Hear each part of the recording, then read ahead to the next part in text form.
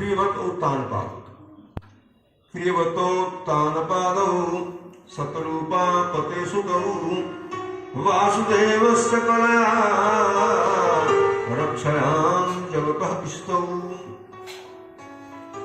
प्रियवतोत्तानपाद सतरूपा और मनु जी के संतान दो बेटे थे। इनके यहाँ भगवान वासुदेव ही कला रूप से अवतार लिए हैं। वास्तव में किसी राजा रानी की कथा भागवत में नहीं है। भागवत में कथा तो भक्त और भगवान की है। भक्त भगवान, उसे भागवत का अर्थ ही होता है। भागवत किसे कहते हैं? भक्त को ही भागवत कहते हैं। भगवत भागवत है, भगवत मान भगवान, भागवत। तो लेकिन 24 अवतारों की कथा है।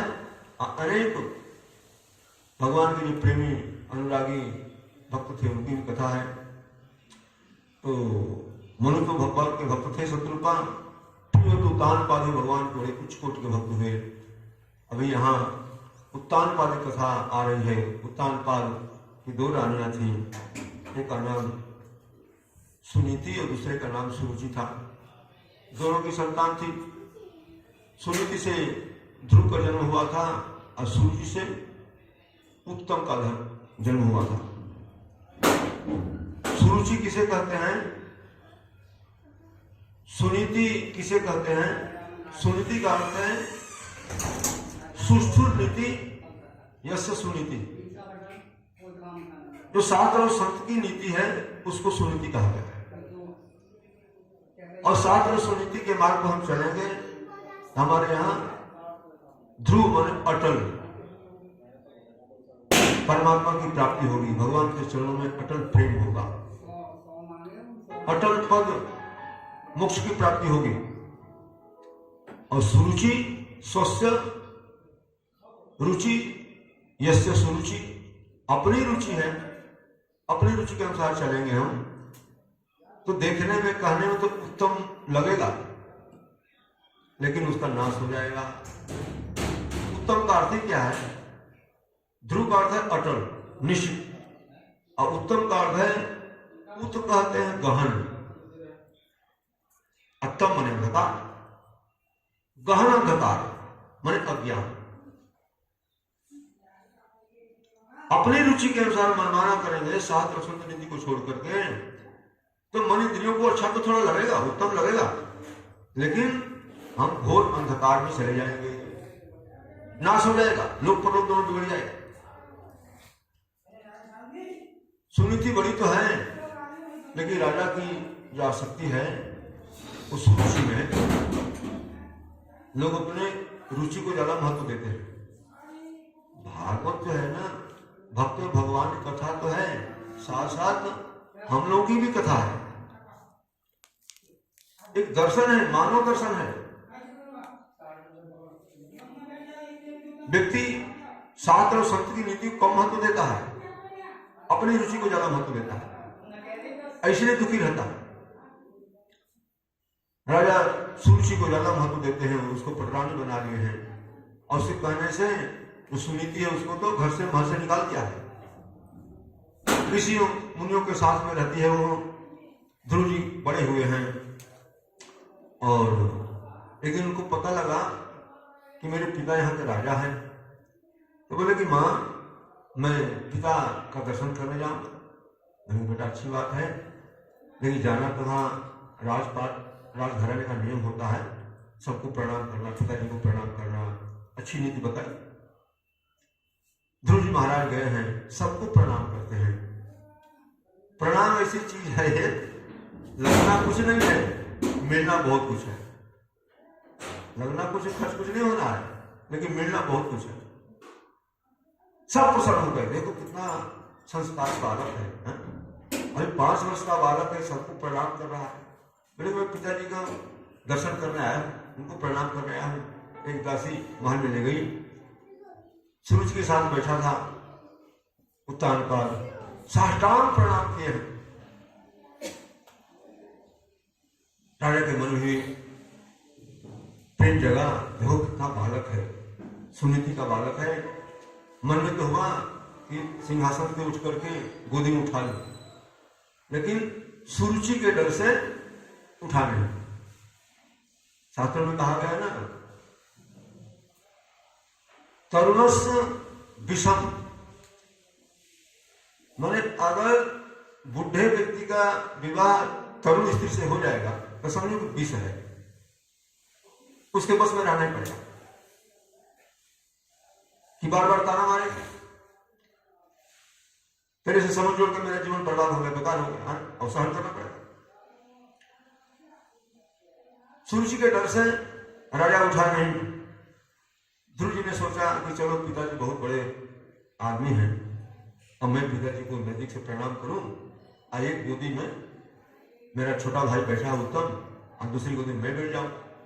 तो सिंहासन की सीढ़ी को चढ़ करके अब गुरु जी के और अपने पिताजी के गोद में बैठना चाह रहे थे। जो सुरुचि है वो बांह पकड़ झटक दिया, हे बालक क्या कर रहा है? अरे पिताजी की गोद में बैठूंगा। अरे तू समझता नहीं है, तू बालक है ना, तू पिता की गोदी का अधिकारी नहीं है, इस राज सिंहासन का अधिकारी नहीं है। क्यों? कि तू मेरे गर्भ से पैदा नहीं हुआ, तू मेरे सुनीति गर्भ से पैदा हुआ है। अगर राज सिंहासन पिता की गोद में बैठना चाहता है तो इसके लिए बेटा तुमको तपस्या करनी पड़ेगी। जाओ परम पुरुष परमात्मा की तपस्या करो। तपसाराध्य पुरुषम तैस्यैवानुग्रहेण गर्भे त्वं साधयात्मानं यदृक्षसि निर्वासनम। उस अधोक्षण अच्युत भगवान की तपस्या करो, उनका कभी पतन नहीं होता है। उनकी जो आराधना करता है, नाम लेता है, ध्यान करता है, उसका भी पतन नहीं होता है कभी। अब तब मेरे घर में आना, अब मेरे घर में आओगे तब पिता के गोद और सिंहासन का अधिकारी बनोगे। कभी कभी जीव को सुख सुविधा मिलती है तो उसका अहंकार सीमा से बढ़ जाता है, सीमा से पार चढ़ जाता है। सूर्य जी की भी ऐसी बात है, सुख सुविधा मिल गई ना, भगवान को तो साधन बना दिया, अपने गर्भ नरक को साधे बना दिया। अपने गर्भ नरक है ना, मां का गर्भ एक नरक बताया गया, उसको तो साधे बता दिया, लक्ष्य बता दिया, और भगवान की आराधना को साधन बता दिया। ये अहंकार में बोल रहे हैं। ध्रुव जी महाराज अपने पिता उत्तान पाद का मुख देखने लगे, लेकिन वो सूर्य के डर से कुछ बोला नहीं। ध्रुव जी लंबी लंबी सांस लेने लगे हैं और वहां से चल दिए हैं। मां के पास आए और मां के पास आकर फुट फुट कर रोने लगे। बच्चा रोएगा तो मां के पास ही रोता है, कुछ कहेगा तो मां के पास रोता है, जानता है कि मां मेरी सुनेगी ना। मां ने कहा कि बेटा क्या हो गया, तू राजमहल में गया था, कोई अपराध हो गया होगा तुमसे? नहीं नहीं मां, मेरा कोई अपराध नहीं है, मैं सबको प्रणाम किया, पिताजी को साष्टांग प्रणाम किया। अपराध ये है कि मेरे छोटे भाई के देखने से मेरे मन में आया कि पिता की दूसरी गोदी में बैठूं। मेरा छोटा भाई पिताजी के गोद में बैठा था, अब पिताजी तो कुछ बोले नहीं, लेकिन मां मेरे हाथ पकड़ कर झटक दिया। अब बोले कि जो इस गोदी का अधिकारी तू नहीं है, तू मेरे गर्भ से पैदा नहीं हुआ। एक बार तो सुरुचि को भी बड़ा कष्ट हुआ, हाय रे मेरा दुर्भाग्य है, हूं तो मैं बड़ी रानी, राज सिंहासन मेरा अधिकार है, लेकिन मेरे दुर्भाग्य ने मेरे को जंगल में ला दिया है। ये भाग्य साथ साथ रहता है। अपने को संभाली, बोले कि बेटा और क्या? तो ध्रुव जी रोते रोते बोले कि मां ने कहा, सौतेली मां ने कहा कि तू अगर पिता की गोद और सिंहासन में बैठना चाहता है तो जाओ भगवान नारायण की तपस्या करो, और तपस्या से ही वरदान मांगना कि मैं सुरुचि के गर्भ में आऊं, मेरे गर्भ से पैदा होगा, तब तू पिता के गोद और सिंहासन का अधिकारी बनेगा। सुनीति मां अपने को संभालती है, वो भी कह सकती थी जाकर 10-20 आदमी 10-5 आदमी इकट्ठा करती पंचों को, या आजकल इसका समय होता तो कोर्ट में दावा कर देती कि मेरे को उठा कर कहीं से लाए थे, मेरे को रखा कर रखे हो, अरे मैं भी तुम्हारी धर्म पत्नी हूं, मेरा भी अधिकार होता है, मेरे बेटे को आधार कार्ड दे दो। लेकिन सोचा कि बेटे के तो मैं लड़ाई झगड़ा करके आधा राज दिला सकती हूं, लेकिन बेटे का संस्कार बिगड़ जाएगा, माता पिता का सबसे बड़ा कर्तव्य है कि अपने बच्चे को अच्छे संस्कार दें, संस्कार करें। शास्त्रों में कहा गया है पुत्र सुपुत्र तो का धन संचय, अब पुत्र कुपुत्र तो का धन संचय। अगर पुत्र सुपुत्र तो क्या चिंता कर रहे हो, अपने संस्कार से अपने वो जो तुम नहीं सोचे होगे वो भी प्राप्त कर लेगा, धन पद मान सम्मान सब कुछ मिल जाएगा।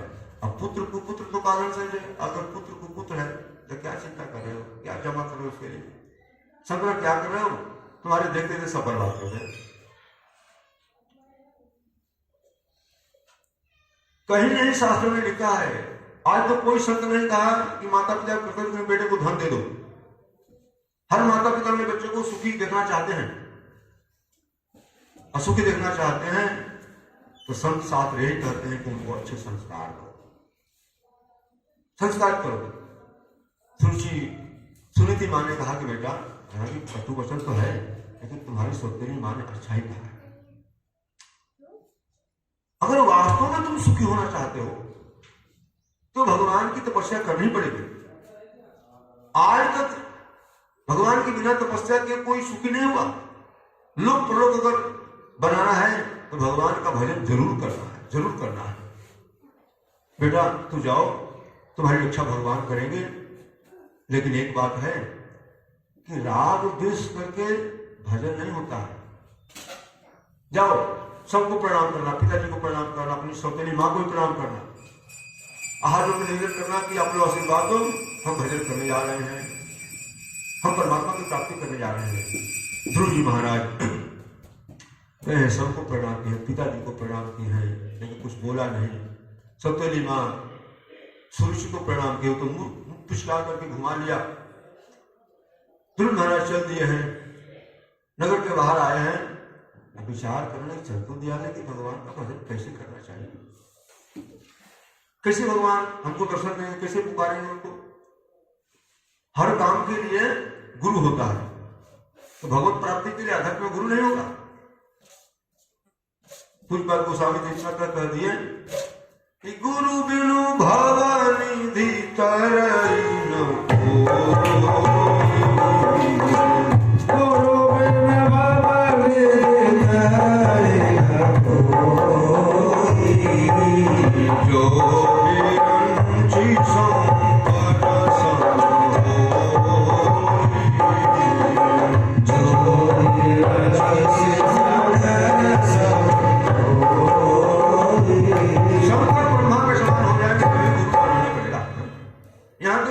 स्वयं भगवान है, श्री रामकृष्ण रूप में अवतार लिए, लेकिन उन्होंने भी गुरु बनाया।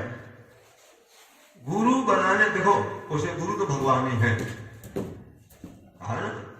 वसुदेव सुतम देवम कंसचारम मर्दनम देवकी परमानंदम कृष्णम वंदे जगद्गुरु। तो आदि गुरु तो पर भगवान ही है, श्री जी है, लेकिन यहां गुरु बनाकर उसकी सेवा करने से अहंकार दूर होता है।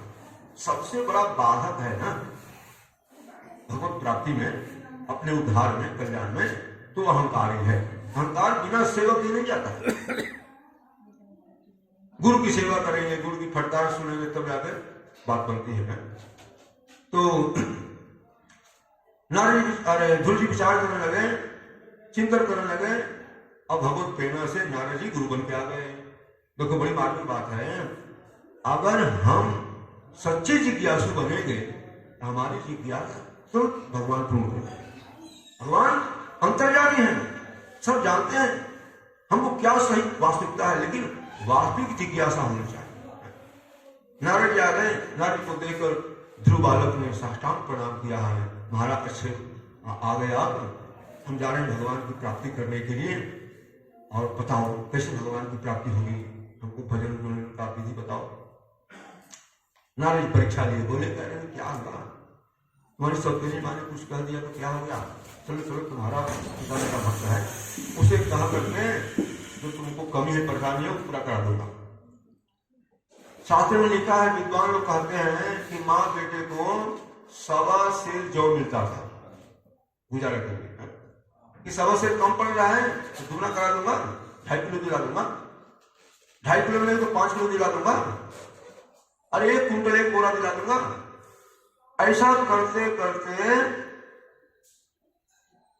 नारद जी ने कहा दिया कि तुमको आधा राज्य ला दूंगा।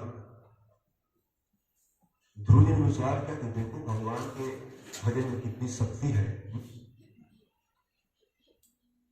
अभी भजन किया नहीं, केवल भजन के लिए चल दिया, हमको आधा राज्य मिल रहा। भजन करूंगा तो क्या हो जाएगा? भजन करूंगा तो सब कुछ मिल जाएगा, राज मिल जाएगा, भगवान भी मिल जाएंगे। सज्जनों, भजन में बड़ी शक्ति है, बहुत शक्ति है। ये बात जिसकी समझ में आ जाएगी ना, हालांकि संसार में हम चाहते हैं वो दुखी रूप है। संसार जितना मिलेगा ना उतने हम दुखी होंगे, लेकिन संसार में यदि बैराग होता नहीं है। अगर संसार भी चाहिए तभी हम भगवान का भजन करके संसार मिलेगा। यही होता है, संसार मन में बुद्धि में घुसा हुआ है, हम भगवान का नाम तो ले रहे हैं, संसार घुसा हुआ है तो संसार मिल रहा है। भगवान की इच्छा न होते भगवान देते हैं। एक महात्मा हमसे बोले, वैसे तो भगवान की कृपा रही कि शुरू से ज्यादा मैं प्रपंची नहीं हूं, कोई है शुरू से मेरी आदत नहीं प्रपंच करने की। शुरू से भेष लेकर के मैं हमेशा एक आध दिन भजन नहीं किया है, भजन और थोड़ा अध्ययन यही किया। गुरु आश्रम में थोड़े दिन रहा, तो चित्रकूट ज्यादा रहा, अयोध्या कुछ रहा। तो लेकिन संतों के मुख से बात सुनने से थोड़ा बुद्धि में बैठ जाती है। एक संत बोले, तो टाटा मरी बाबा बोले कि रामानी जी वो अपनी कथा सुनाए कि हमको एक बार 35 रुपया की जरूरत थी, बहुत पहले की बात है। तो मैं एक संत के यहाँ गया और रसोई किया, रोज रोटी सेकता था, महीना 2 महीना सेका, तब कैसे कैसे वो दिया हमको। आप उनके पास इतना माल आता था कि गांव वाले यहीं के रहने वाले थे, इसी क्षेत्र के। एक भैया बोली, बाबा यहीं का रहने वाला है और भैंसिया गैया चराता था, अब पता नहीं कहां से उसको मार होता है, पता नहीं चलता कितना। तो भजन नहीं किया, भजन नहीं करते थे। तो भजन बड़ी शक्ति है, जो चाहेंगे वो सब मिल जाएगा। भागवत में इसकी बड़ी चर्चा है, जगह जगह चर्चा है। ध्रुव जी ने कहा कि नहीं महाराज आप कौन है, आपका नाम क्या है? नारद ने कहा कि मेरा नाम, मेरे को लोग नारद कहते हैं। ध्रुव ने कहा कि नहीं महाराज आप नारद नहीं हो सकते। क्यों? मैं तो नारद ही हूं, मैं नारद कैसे नहीं हो सकता हूं?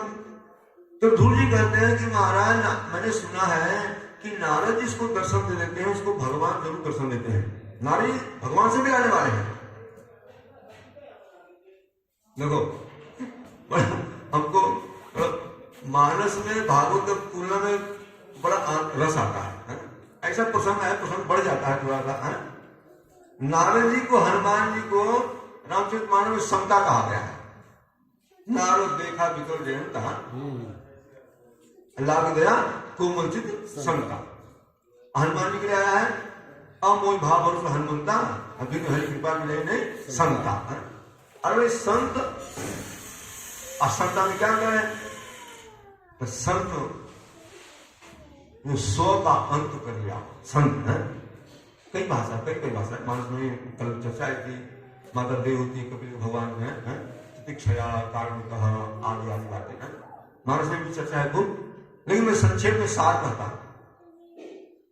100 अंत, जो अंत कर दिया हो ना, सब विकारों का अंत कर दिया हो, उस संत बन गया, परमात्मा की प्राप्ति कर लिया। और संता कौन है? अपने तो परमात्मा की प्राप्ति कर लिया, साथ साथ दूसरे को जो परमात्मा की प्राप्ति करा दे उसको संता करते। नारद जी ऐसे भागवत में लिखा है, नारदो देव दर्शन। नारद को जिसको दर्शन हो गया उसको भगवान का दर्शन अवश्य होना है। नारद जी मुस्कुराए, बेटा मैं तुम्हारी परीक्षा ले रहा था, जाओ भगवान 6 महीने तुमको दर्शन देंगे। और 12 अक्षर मंत्र ओम नमो भगवते वासुदेवाय मंत्र बताया है। बेटा यहां से थोड़ी दूर पर मधुबन है, जमुना किनारे, तत्तात गच्छ भद्रम ते यमुनायाः तटं शुचि पुण्यं मधुवनं यत्र सानिध्यं नित्यदा हरे। वहां नित्य हरि निवास करते हैं, जाओ वहीं भजन करना, अच्छे महीने में तुम्हारी अभिलाषा पूर्ण होगी। लेकिन बेटा एक बात करना,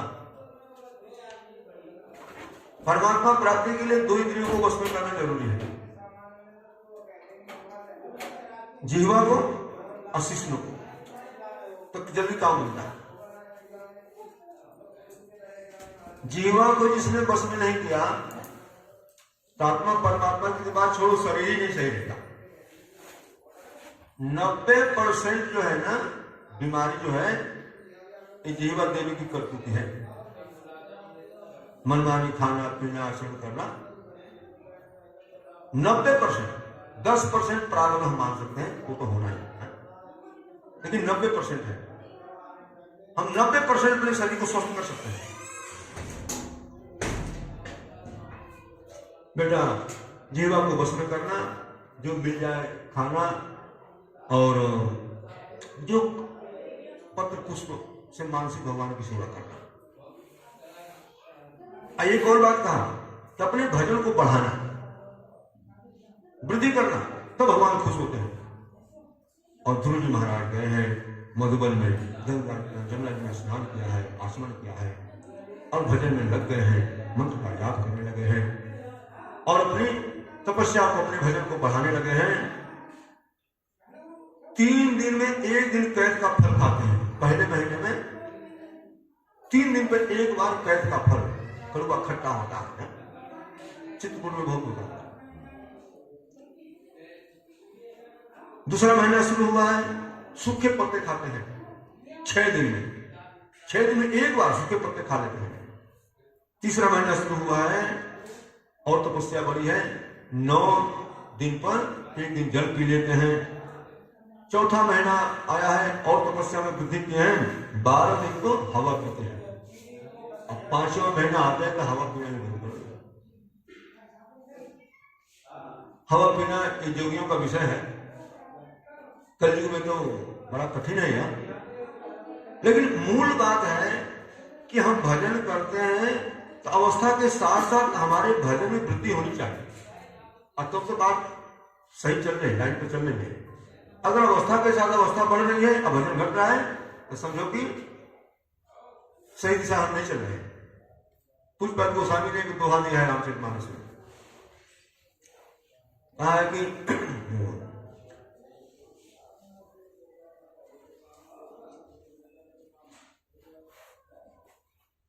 सम प्रकाश महपाकदु नाम भेद विधि कीन असि शोषक पोषक समुझी जगदस अपचुदिन। सम प्रकाश महपाकदु, महीने में 2 पखवाड़ा होता है। एक का नाम है कृष्ण पक्ष और दूसरे का नाम है शुक्ल पक्ष। एक को अंधेरा पक्ष कहते हैं, दूसरे को उजाला पक्ष कहते हैं। कहने सुनने में तो लगता है कि शुक्ल पक्ष उजाला पक्ष में उजाला उजाला होगा, अंधेरा पक्ष कृष्ण पक्ष में अंधेरा अंधेरा होगा, लेकिन ऐसी बात है नहीं। सम प्रकाश, दोनों में सम प्रकाश और अंधकार बराबर है। लेकिन एक में प्रकाश बढ़ रहा है, एक में प्रकाश घट रहा है, अंधेरा बढ़ रहा है। कृष्ण पक्ष में अंधेरा बढ़ता है। कृष्ण पक्ष जब आता है तो प्रतिपदा के दिन तो मालूम नहीं पड़ता है कि अंधेरी रात है। पूर्णवासी के शरीर चंद्रमा दिखाई देते हैं, लेकिन दूसरे दिन घट गया, तीसरे दिन घट गया, आते 15 दिन में अंधेरा काली रात हो जाती है। और शुक्ल पक्ष में उजाला पक्ष में प्रतिपदा को तो चंद्रमा का दर्शन ही नहीं होता, जैसे अमावस्या वैसे प्रतिपदा। लेकिन द्वितीया को चंद्रमा दिखाई देते हैं और उजाला होता है। तृतीया को और बढ़ते बढ़ते 15 दिन में पूर्ण रात उजाली हो जाती है। तो इसी तरह से बराबर का है अंधेरा उजाला, लेकिन उजाले पक्ष को लोगों ने आदर दिया, सम्मान किया, और कृष्ण पक्ष अंधेरे पक्ष को सम्मान नहीं मिला। तो इसी तरह से अपने भजन में धर्म भजन बढ़ाते हैं तो भगवान आदर देंगे, अनेक घटाते हैं आदर बात बनने वाले। ध्रुव जी महाराज 5वें महीने में हवा पीना ही बंद कर दिए हैं। 6ठा महीना आते आते सब व्याकुल हो गए।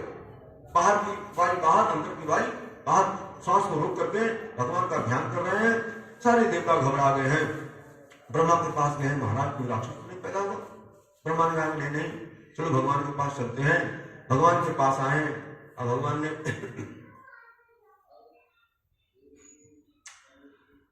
कहा कि मेरा भक्त ध्रुव मेरा दर्शन करने के लिए तपस्या कर रहे हैं, मैं उनको जाकर दर्शन करूंगा। भगवान कहते हैं कि हे देवताओं, तुम चिंता नहीं करो, मधुर वनम भृत्यादिक्षया गतः, मधुबन में जाकर मैं भक्त ध्रुव का दर्शन करूंगा। बड़ी मार्मिक बात है। जैसे भक्त भगवान का दर्शन करने के लिए व्याकुल रहते हैं ना, उसी तरह से भगवान भी भक्त का दर्शन करने के लिए व्याकुल। ऐसा कौन माता पिता होगा जो अपने बेटे का दर्शन करना नहीं चाहेगा? हर माता पिता अपने बच्चे से मिलना चाहते हैं। इसी तरह से भगवान भी, सबसे बड़े हमारे माता पिता भगवान ही, भगवान भी हम उनसे मिलना चाहते हैं, लेकिन अपना कर्म नहीं है, कुछ संस्कार ऐसे बिगड़ा हुआ है जन्म जन्म का कि अभी भगवान चाहते हुए नहीं आते। जो शर्त है, कुछ नियम है। भगवान गरुड़ पर चढ़कर आए हैं। ध्रुव जी महाराज खड़े होकर एक पांव से भगवान का ध्यान कर रहे हैं। हृदय में भगवान की चतुर्भुज मूर्ति का दर्शन कर रहे हैं। भगवान आगे सामने खड़े हो गए। ध्रुव जी अंतःकरण भगवान का दर्शन कर रहे हैं। भगवान ने सोचा मैं तो आ गया और भक्त मेरे को अंदर ही दर्शन कर रहा है। अंतर की मूर्ति को तिरोहित कर दिया, गायब कर दिया। जो ही हृदय के भगवान गायब हो गए, ध्रुव जी घबरा कर आंख खोलते हैं तो सामने वही भगवान जो हृदय में थे ना, वही भगवान आगे मंद मंद मुस्कुरा रहे हैं। हृदय के भगवान अब बाहर के भगवान कोई दो नहीं है, एक ही भगवान है। जब हमारी भक्ति बढ़ती है तो हृदय के भगवान ही वो बाहर इंद्रियों का विषय हो जाते हैं। भक्ति बढ़ने को वही जो इंद्रिय गोचर है भगवान, इंद्रिय तीत है परमात्मा, वो इंद्रियों का विषय हो जाते हैं। और ध्रुव जी महाराज साष्टांग प्रणाम किए हैं। स्तुति करने की इच्छा हो रही है तो भगवान को स्तुति करी, लेकिन पढ़े लिखे हैं, स्कूल का मुख्य नहीं देखा गया। कैसे स्तुति करें? हाथ जोड़ लिए हैं। प्रबल इच्छा है कि भगवान की स्तुति करूं, प्रार्थना करूं। भगवान के मन की बात जान करके अपना जो वेद में शंख है उनके गाल से कपोल से छुड़ा दिया, और शंख छूते ही ध्रुव जी महाराज ने बड़ी सार कर दिव्य स्तुति की। भागवत में स्तुति बहुत है, लेकिन ध्रुव जी की स्तुति एक बड़ा महत्व है। योऽन्तः प्रविश्य मम वाञ्छिमां प्रसुप्तां सञ्जीवत्यखिल शक्तिधरं स्वधाम्ना अन्यश्च हस्तचरणं श्रवणत्वगानिं प्राणान् नमो भगवते पुरुषाय तुभ्यम्। हे प्रभु, हे भगवान, आप सर्वशक्तिमान हैं। मेरे अंतःकरण में प्रविष्ट होकर आप मेरी सोई इंद्रियों को, हाथों को, पांवों को, स्पर्शेंद्रियों को, प्राण को तथा मेरी वाणी को जागृत कर दिया। हे प्रभु, आपको मैं सादर प्रणाम करता हूं। और भगवान ने कहा कि ध्रुव जाओ 36,000 वर्ष राज प्राप्त करो यहाँ, और उसके बाद तो मेरे धाम के समान मैं दूसरा धाम बनाते दूंगा। मेरे नाम से नहीं, तुम्हारे नाम से, ध्रुव लोक से नाम से दीक्षा करूंगा, वहां पर अचल निवास करना। ध्रुव जी की आंखों में आंसू आ गया, रोने लगे। आवाज करने से समझ में आता। बोले भक्तों से भगवान की जय। प्रभु, आपके दर्शन करने के बाद हमको संसार में जाना पड़ेगा। प्रभु, संसार में जाने की मेरी इच्छा नहीं है, अपने साथ ही ले चलो। लेकिन ध्रुव के मन में इच्छा थी ना। देखो, इच्छा ही, कामना ही भगवत प्राप्ति में बाधक है। भगवत धाम जाने में हमारी कामना, इच्छा यही बाधा दे रही है। ये बाधा जल्दी मिटती नहीं है। मिटी कब? तो भगवान दर्शन में तभी मिटती है। अब पहले सत्संग से, महापुरुषों के संग से मिटा लें तो भगवान दर्शन दे देंगे, अपने धाम में ले जाएंगे। भगवान वरदान देकर अंतर ध्यान हो गए हैं। ध्रुव महाराज वहां से आए हैं। गांव में हल्ला हो गया कि ध्रुव जी भगवान का दर्शन करते आ रहे हैं। पिता इनके अगवानी किए हैं, नगर से बाहर आए हैं। इनकी माता सौतेली माता, पूरे नगरवासी आए हैं। नगरवासी आकर के ध्रुव जी को प्रणाम किए हैं। ध्रुव जी महाराज पिता माता को प्रणाम किए हैं, सौतेली माँ को प्रणाम किए हैं। माँ, तुम्हारे इस कर्म से हमको परमात्मा की प्राप्ति हुई। अगर तुमको फटकार नहीं लगाते तो भगवान कैसे मिलते हैं, भजन कैसे कर लिया था। हाथी को बैठा करके नगर भ्रमण करा गया है। सारे नगरवासी सोचे कि चलो हम भगवान का दर्शन तो नहीं कर पाए, लेकिन भगवान का दर्शन करके जो आए हैं, ध्रुव का तो दर्शन हम कर लिए, हम भी धन्य हो गए। पिता ध्रुव को राजगद्दी दे करके अपने जंगल में भजन करने के लिए चले गए हैं। ध्रुव का भाई जो उत्तम है, लेकिन जंगल में शिकार करने गया है, वहां यक्षों से युद्ध हुआ। यक्षों ने उत्तम को मार डाला। ध्रुव को बड़ा क्रोध हुआ है, उस सेना सजा करके यक्षों पर चढ़ाई कर दिए हैं। लाखों लाखों यक्षों को मौत के घाट उतार दिया। बड़े क्रोध में भर गए हैं। अंत में मनु जी आकर इनको समझाते हैं, बेटा तुमने तो ऐसा कर्म किया कि बड़े बड़े ऋषि मुनि भी उस कर्म को नहीं कर पाए। 5 वर्ष की अवस्था में 6 महीने भगवान का दर्शन कर लिया, जो ऋषियों को भी दुर्लभ है। भगवान के दर्शन करके भी तुमको क्रोध आ गया। अरे मरना जीना अपने हाथ में है। तुम्हारे भाई का ऐसा प्रारूप था, यक्षों का हाथ मारा जाना, अये के बदले में तुमने लाखों लाखों यक्षों को मौत के घाट उतार दिया। बेटा युद्ध बंद करो। भक्तों के लिए लड़ाई लड़ना ये अपने कल्याण में बाधक होता है। ध्रुव जी महाराज की बात मान गए हैं। इस बात से कुबेर जी खुश हो गए हैं। कुबेर आए हैं, बोले कि ध्रुव अपने क्रोध को तुमने संवरण कर लिया, वरदान मांगा। और ध्रुव जी ने क्या वरदान मांगा है? वरदान मांगा है कि महाराज अखंड भगवान की स्मृति बनी रहे, अखंड हमारे में श्रद्धा। 2 वरदान मांगा है, श्रद्धा और स्मृति। श्रद्धा और स्मृति बनी रहेगी तो कभी हम गड्ढे में नहीं जाएंगे, पतन नहीं होगा। और ध्रुव जी महाराज 36,000 वर्ष राज किए हैं। और उसके बाद अपने पुत्र को राज नहीं करके उत्तर को और भजन करने के लिए उत्तराखंड हिमालय की तरफ गए हैं। और अंतिम में उनको लेने के लिए भगवान के पास आए विमान से। सब गंगा स्नान किए, ऋषि मुनि से मिले हैं। और मिलने के बाद जब विमान पर चढ़ने के हुए तो एक काला पुरुष आया। तू कौन है? महाराज ये मृत्यु लोक है, मैं यहाँ का देवता हूँ, मृत्यु मृत्यु कहते हैं। मैं जब तक किसी का स्पर्श नहीं करता हूं तब इस लोक से हो जाता नहीं है, लेकिन आपके भजन के तप से आपको स्पर्श करने की मेरी शक्ति नहीं रही, मेरी हिम्मत नहीं पड़ रही है, तो आप ही कृपा करके मेरा स्पर्श कर दो। ध्रुव जी ने कहा थोड़ा झुक जाओ। मृत्यु देवता झुके हैं और ध्रुव जी महाराज एक पांव मृत्यु के सर पर रख करके और दूसरा पांव विमान पर रख करके भगवत धाम चले गए हैं। ये भजन की महिमा। मृत्यु मूर्धनि पदम दत्त्वा आरोरुहा भूतम गृहम। अद्भुत कर्म किया। मृत्यु के सर पर पांव रख करके भगवत धाम ध्रुव महाराज गए हैं। देखो ध्रुव महाराज से शिक्षा मिलती है भगवान कैसे मिलेंगे, कोई काम असंभव नहीं है। अटल विश्वास हो तो कठिन से कठिन काम भी सिद्ध हो जाएगा। लेकिन कैसा विश्वास हो, कैसी लगन हो, देहम पादयामी या कार्यम साधयामी, कि तो कार्य पूरा होगा तो मेरा शरीर पूरा होगा। 2 बात हुई, तो कार्य पूरा होगा लेकिन मेरा शरीर पूरा होगा। असंभव कोई सब नहीं। अब भगवान का सहारा ले ले, अवलंबन ले, तो पूछना ही क्या है, 100% काम पूरा हो जाएगा। प्रहलाद शरीर के निश्चल हो और सबरी शरीर के व्याकुल हो, और ध्रुव शरीर के निश्चय वाला हो तो कृष्ण प्यारा मिलता है। बोले श्री ध्रुव जी महाराज की जय। कृष्ण कहने से तर जाएगा